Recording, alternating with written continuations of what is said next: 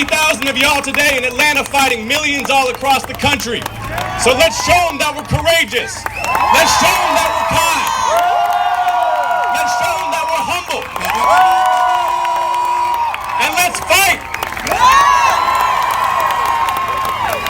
Ladies and gentlemen, I now want to bring to you a woman who is from Washington, D.C., my homegirl. She is a dynamic, brilliant attorney and a law professor at Georgia State.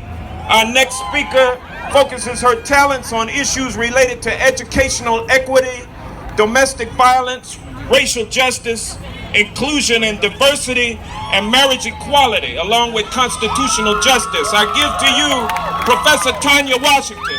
Professor.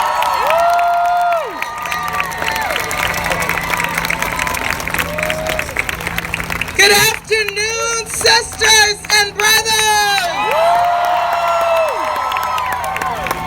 Pardon my voice. I've been shouting all afternoon. Initially, these election results may have forged a coalition of the disappointed. But that coalition has evolved into a movement that is insisting on inclusion and fairness and justice and truth.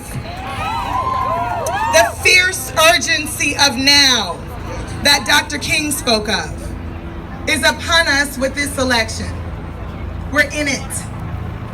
We can no longer ignore racism and sexism and classism and ableism and ageism and discrimination against people because of their faith. We can't do it anymore.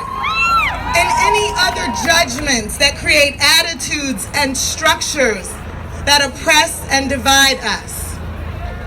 Now they say we are a divided nation, but that's not what I see. People are still marching here now to where we're standing. They're still coming. We're not divided.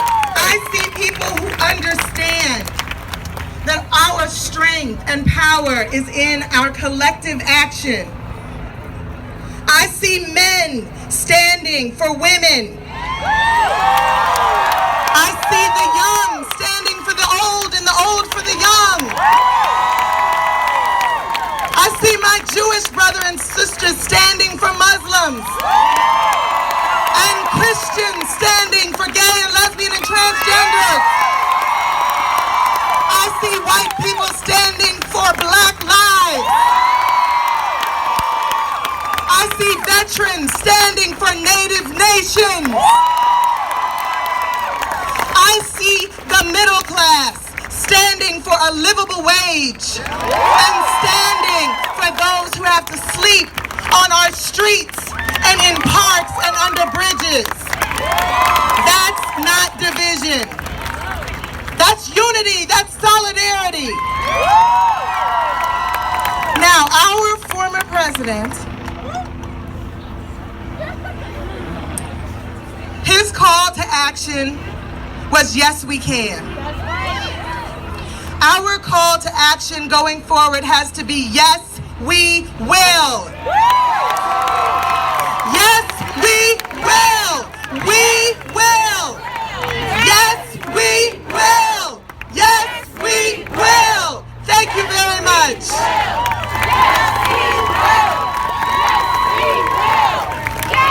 Give it up for the professor. Make me want to go back to law school. No, I don't want to do that. That's all right. No.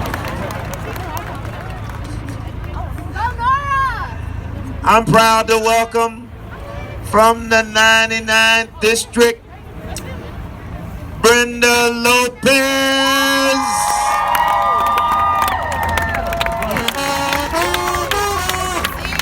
You can do better than that. Give it up for Brenda Lopez.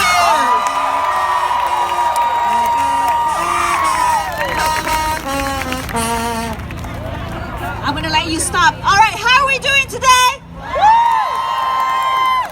All right, a lot of y'all might not know me, but I'll tell you something. I'm a very practical, realistic person, and what I want to come tell you is basically some of that realistic, practical nature that we need to have. So, who here wants a more inclusive government? What it takes to have an inclusive government is to have inclusive of people across all demographics to work. It's not magic, it's a lot of work. And what do I mean? Politics is a physical contact sport. Okay? Listen to that, a physical contact sport, and we're here obviously energizing and making contact. But you know what else it takes to be able to have inclusive, reflective elected officials from the communities that they serve?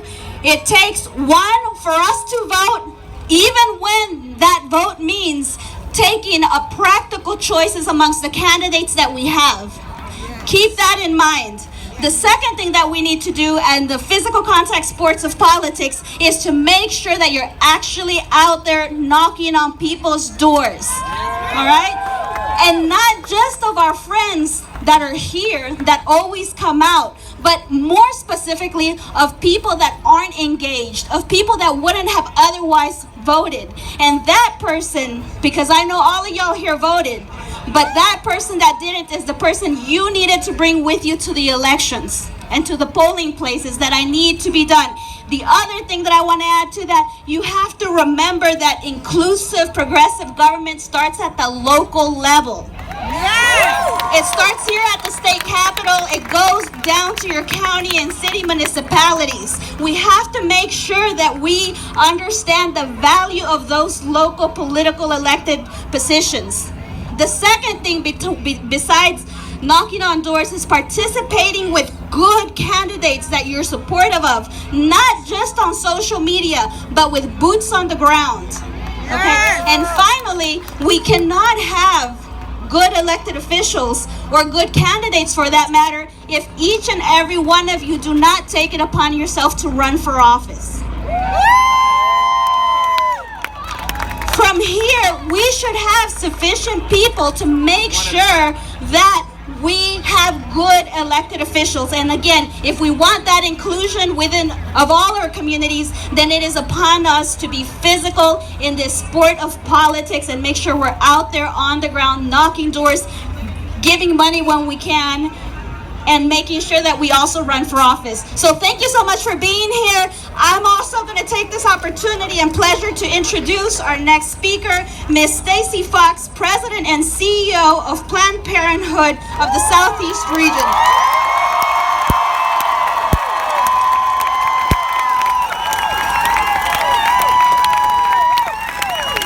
Thank you. Hello, beautiful humans. I bring you a message of defiance from Planned Parenthood. These doors stay open.